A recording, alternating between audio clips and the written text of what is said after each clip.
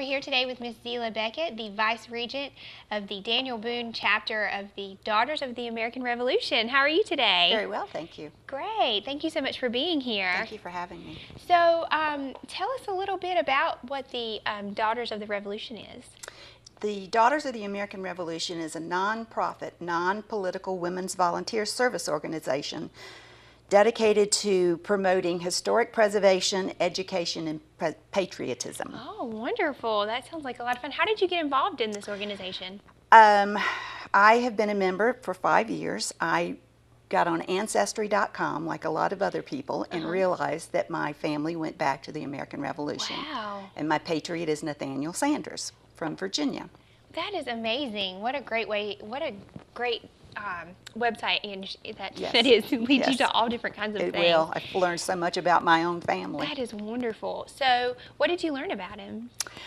He gave patriotic service to, the DAR is open to all women 18 years older that can trace their lineage back to a patriot who either fought in the American Revolution or gave patriotic service. And mine was an Indian spy and gave supplies. Wow, how interesting. What a great way to learn about our country's history through a journey of a family member. Yes. So now we have to actually find the family member first before we join, or can the It helps if you know that you go back. But you do not. We have got a registrar. Jill Privet is our registrar, and she helps you with your paperwork. Wonderful. So I find that very interesting. I would like to look into that. Yes, it is very interesting. And this area of Boone in the mountains has a lot of very, very wonderful patriots that go back. That is awesome. So once you found out his information, you kept researching in the same website, or can you, after you found out he was in that, you can take it to a different website and learn? Yes, and then in D.C. at the Daughters of the Revolution headquarters, they have a wonderful library that you can find all kind of information. What a great, unique trip you could take to D.C. in search of your family members' past stories. Wow. Yes. That is awesome. I'm sorry, I'm so amazed by this. This is awesome. So tell us a little bit about the Constitution Week coming up that you guys are doing. Constitution Week is September 17th through the 23rd, and it commemorates the signing of the Constitution of the United States. The first plan of our national government was called the Articles of Confederation and Perpetual Union. It was quickly shortened to the Articles of Confederation. The Confederation was a loosely joined group of states that gave limited powers to our central government. The Articles were drawn up in 1777 and went out of existence when the Constitution was adopted in 1789. Wow, yeah. That is really awesome. So what is that? So it's you're recognizing the week or the event, and so are there any special events that go on during the week? Or? Yes, there are. Each elementary school and the high school throughout the country gets a toolkit which has information about Constitution Week. They receive a big Constitution poster, and they make the display, and then we go into the schools and we'll give a talk if they want us to come in. And there are displays like what we have in front of us here that we put in restaurants and businesses, just so people are made aware of Constitution Week. Well, that's fantastic. I think it's really important to continue extra informational talks with students, especially in middle school and high school, about what it actually means, what the Constitution stands for, and why it's important. Yes. It needs to go further than what they're learning in their social studies class. Yes. Because it's a very, my goodness, it's one of the most important documents in our history, and so the more they know, the more they learn, I think that just helps them for their future in anything, whether it be being a better American citizen and voting. Exactly. And it goes all into that, and that is just so So very important. That's what the daughters are all about. That is great. Yes. Wonderful. So, how did it begin? How did Constitution Week begin? The Constitution began in 1955. The President General, which is the top lady in the DAR, was from North Carolina, and her name was Gertrude S. Caraway. She started a project to promote the observance of the Constitution. She wanted to make this week special so more people would understand the Constitution. So she encouraged the DAR chapter members to study, to discuss the Constitution. And she also encouraged the members to have their governors and mayors make proclamations designated this week, which we still do. We have a signed copy from our mayors and our governors. So, that is awesome. and even from the president. Yeah. That is fantastic. It's a great way to, remind people of keep it in their minds.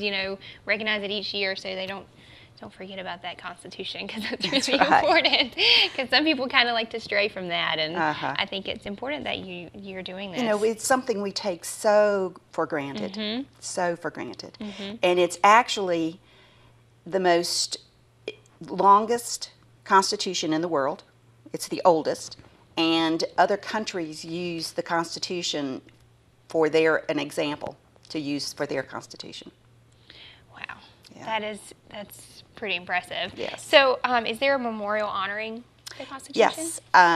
Constitution Hall in Washington, D.C.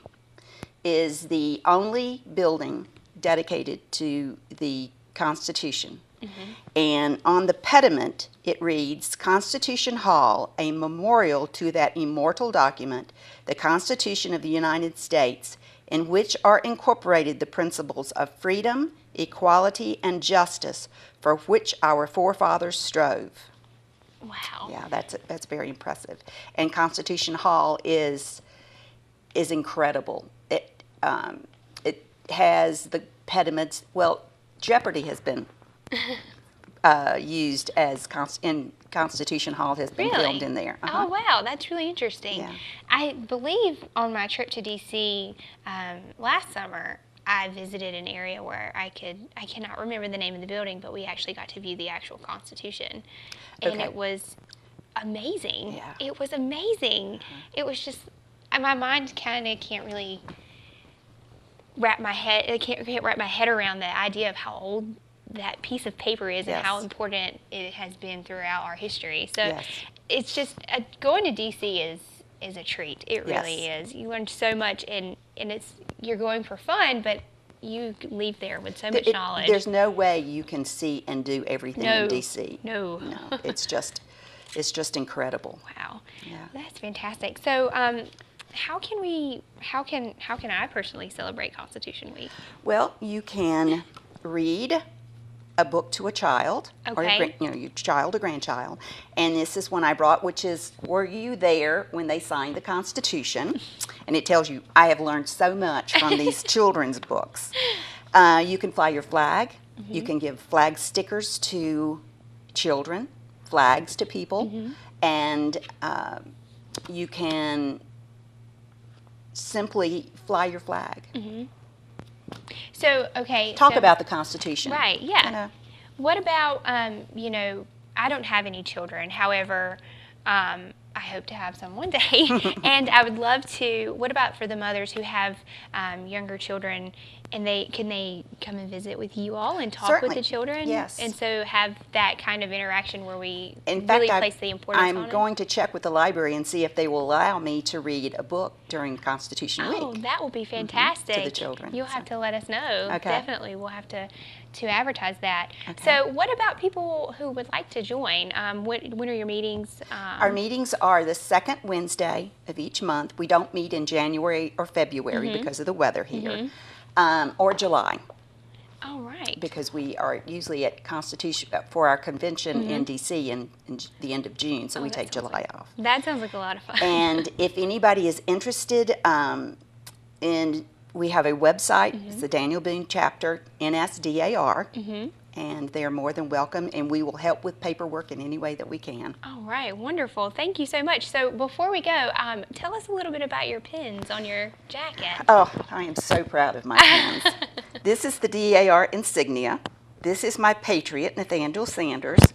This is the state he fought for, which is Virginia. This is my chapter officer pin. This is a member for member because I've helped other members become because of meeting like you and helping you get your membership.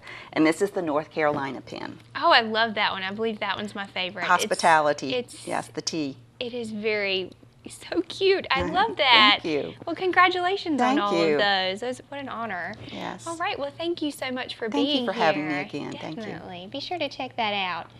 We'll be right back after this.